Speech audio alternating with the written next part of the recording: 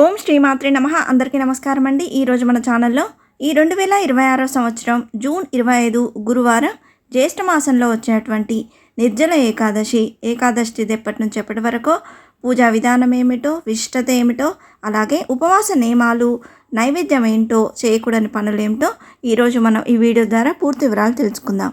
ఎక్కడా స్కిప్ చేయకుండా పూర్తి వీడియో చూస్తారని ఆశిస్తున్నాను. అంతకంటే ముందుగా ఇంతవరకు నా ఛానల్ని సబ్స్క్రైబ్ చేసుకుని వాళ్ళు ఉంటే సబ్స్క్రైబ్ బటన్ని ప్రెస్ చేసి పక్కనే ఉన్న బెల్ ఐకాన్ని ప్రెస్ చేసి ఆల్ అనే ఆప్షన్ ప్రెస్ చేశారంటే నేను పెట్టే ప్రతి వీడియో మీరు నోటిఫికేషన్ ద్వారా మొదటగా చూసేయవచ్చు. ముందుగా వీడియోలోకి వెళ్ళిపోదాం. పురాణాల ప్రకారం ఏకాదశికి ఎంత ప్రాముఖ్యత ఉందో మనందరికీ తెలుసు. ఏకాదశి వ్రతం చేసుకోవడం వల్ల విష్ణుమూర్తి ఆశీస్సులు ఎప్పుడూ మన మీద ఉంటాయని నమ్మకం. ప్రతి నెల ఏకాదశి వ్రతం 2 సార్లు వస్తుంది. ఒకటి శుక్లపక్షంలో, మరొకటి కృష్ణపక్షంలో. ప్రతి నెల వచ్చే ఏకాదశికి ప్రత్యేక ప్రాముఖ్యత ఉంది. కానీ సంవత్సరంలోని 24 ఏకాదశుల్లో నిర్జల ఏకాదశి అత్యంత ముఖ్యమైనదిగా పండితులు వివరిస్తున్నారు. నిర్జల ఏకాదశి సంవత్సరంలో అతిపెద్ద ఏకాదశి. ప్రతి సంవత్సరం జ్యేష్ఠ మాసంలోని శుక్లపక్ష ఏకాదశి నాడు నిర్జల ఏకాదశి వ్రతాన్ని పాటిస్తారు.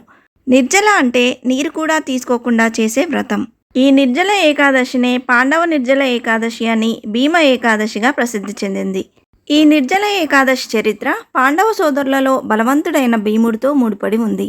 అతని సోదరులు ప్రతి ఏకాదశి ఉపవాసాన్ని క్రమం తప్పకుండా ఆచరించినప్పటికీ భీముడు తన తీవ్రమైన ఆకలి కారణంగా దాన్ని కష్టంగా భావించాడు.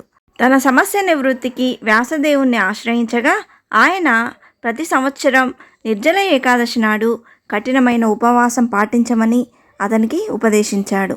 ఈ ఉపవాసాన్ని చిత్తశుద్ధితో పాటించడం ద్వారా భీముడు అన్ని ఏకాదశుల ఫలాలను పొందాడని పురాణాలు పేర్కొన్నాయి. పంచాంగం ప్రకారం ఈ 2026 సంవత్సరంలో జ్యేష్ఠ మాసంలోని శుక్లపక్ష ఏకాదశి తిథి ఎప్పటి నుంచి ఎప్పటి వరకు ఉందో ఇప్పుడు తెలుసుకుందాం. స్వస్తి శ్రీ చాంద్రమాన శ్రీ పరాభవనామ సంవత్సరం వర్ష ఋతువు జ్యేష్ఠ మాసం శుక్లపక్షంలో ఏకాదశి తిథి జూన్ 24 బుధవారం సాయంత్రం 6:12 ప్రారంభమై జూన్ 25 గురువారం రాత్రి 8:09 ముగుస్తుంది. హిందూ పంచాంగం ప్రకారం సూర్యోదయానికి ఏ తిథి అయితే ఉంటుందో ఆ రోజు ఆ తిథిగా పరిగణిస్తాం. కాబట్టి సూర్యోదయానికి ఏకాదశి తిథి అనేది జూన్ 25న ఉన్నది. కాబట్టి ఈ 2026 సంవత్సరంలో నిర్జల ఏకాదశి వ్రతాన్ని జూన్ 25 గురువారం రోజు పాటించాలని పండితులు సూచిస్తున్నారు. ఏకాదశి ఉపవాసాన్ని ద్వాదశి గడియల్లో ముగిస్తాం. కాబట్టి వ్రతాన్ని ఉపవాసాన్ని విరమించడానికి శుభ సమయం జూన్ 26 శుక్రవారం ఉదయం 6:03 నుండి 8:42 లోపుగా పూజ ముగించుకొని ఉపవాసాన్ని విరమించవలసి ఉంటుంది. ఈ నిర్జల ఏకాదశి పూజా విధానం ఏమిటో ఇప్పుడు తెలుసుకుందాం.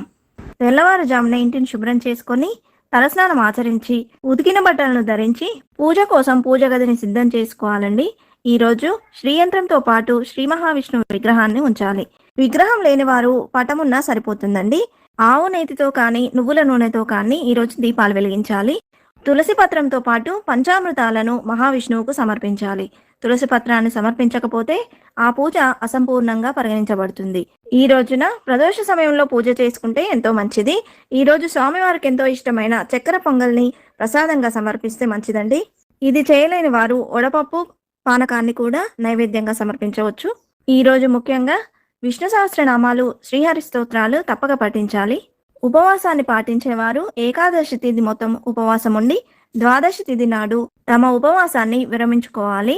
ఈ రోజున వ్రతాన్ని ఆచరించినా ఆచరించకపోయినా సాయంత్రం వేళలో తులసి కోట ముందు దీపాన్ని మాత్రం తప్పక వెలిగించాలండి. ఈ ఏకాదశి వ్రతం చేసేవారు పాపాల నుండి విముక్తి కలిగి చివరికి మోక్షాన్ని పొందుతారని, మరణించిన తర్వాత వారిని విష్ణుమూర్తి వైకుంఠానికి తీసుకెళ్తారని ఒక నమ్మకం. ఏకాదశి రోజున ఉపవాసం ఉన్నవారు ద్వాదశి రోజు ఉదయాన్నే విష్ణు పూజ చేసి ఆ విష్ణుకు నివేదించిన పదార్థాలను ఆహారంగా స్వీకరించాలి.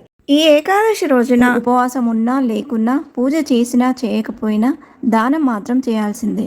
బియ్యం, బట్టలు, డబ్బులు, నీళ్లు ఇలా ఏదైనా దానం చేయవచ్చు. ఏకాదశి రోజున చేసే జాగరణలో విష్ణు సహస్రనామ పారాయణం చేయాలి. విష్ణుమూర్తికి సంబంధించిన భాగవతాన్ని చదువుకోవాలి. ముఖ్యంగా ఏకాదశి వ్రతం ఆచరించేవారు మంచంపై పడుకోరాదు. ఏకాదశి రోజున ఆవుల్ని పూజిస్తే ఎంతో మంచిదని పండితులు చెబుతున్నారు. దానగుణం, దయాగుణం అలవర్చుకోవాలి.